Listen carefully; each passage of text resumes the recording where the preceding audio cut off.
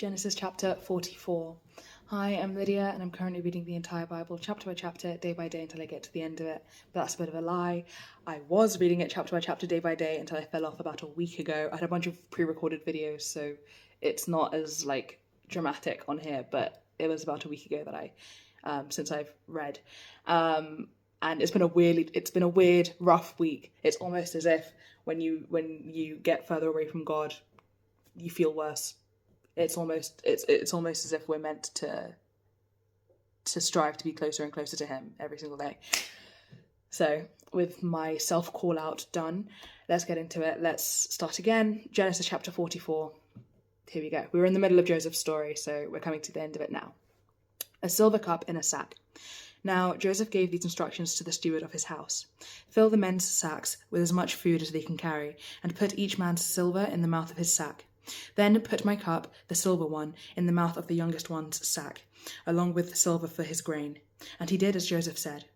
As morning dawned, the men were sent on their way with their donkeys. They had not gone far from the city when Joseph said to his steward, "Go after those men at once, and when you catch up with them, say to them, 'Why have you repaid good with evil? Isn't this the cup my master drinks from and also uses for divination? This is a wicked thing you have done.' When he caught up with them, he repeated these words to them. But they said to him, 'Why does my lord say such things? Far be it from your servants to do anything like that. We even brought back to you from the land of Canaan the silver we found inside the mouths of our sacks. So why would we steal silver or gold from your master's house? If any of your servants is found to have it, he will die, and the rest of us will become my lord's slaves.' 'Very well then,' he said, 'let it be as you say. Whoever is found to have it will become my slave. The rest of you will be free from blame.' Each of them quickly lowered his sack to the ground and opened it. Then the steward proceeded to search, beginning with the oldest and ending with the youngest. And the cup was found in Benjamin's sack. At this they tore their clothes. Then they all loaded their donkeys and returned to the city. Joseph was still in the house when Judah and his brothers came in, and they threw themselves to the ground before him. Joseph said to them, 'What is this you have done? Don't you know that a man like me can find things out by divination?' 'What can we say to my lord?' Judah replied. 'What can we say? How can we prove our innocence? God has uncovered your servant's guilt. We're now my lord's slaves, we ourselves and the one who was found to have the cup.' But Joseph said, 'Far be it from me to do such a thing. Only the man who was found to have the cup will become my slave. The rest of you, go back to your father in peace.' Then Judah went up to him and said, 'Please, my lord, let your servant speak a word to my lord. Don't be angry with your servant, though you are equal to Pharaoh and have a father. No, though you are equal to Pharaoh himself.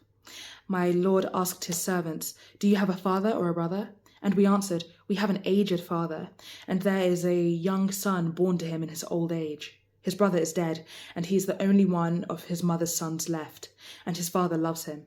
Then you said to your servants, 'Bring him down to me so I can see him for myself.' And we said to my lord, 'The boy cannot leave his father. If he leaves him, his father will die.' But you told your servants, 'Unless your youngest brother comes down with you, you will not see my face again.' When we went back to your servant, my father, we told him what my lord had said. Then our father said, 'Go back and buy a little more food.' But we said, 'We cannot go down. Only if our youngest brother is with us will we go. We cannot see the man's face unless our youngest brother is with us. Your servant, my father, said to us, "You know that my wife bore me 2 sons. One of them went away from me, and I said, he has surely been torn to pieces. And I have not seen him since. If you take this one from me too, and harm comes to him, you will bring my grey head down to the grave in misery.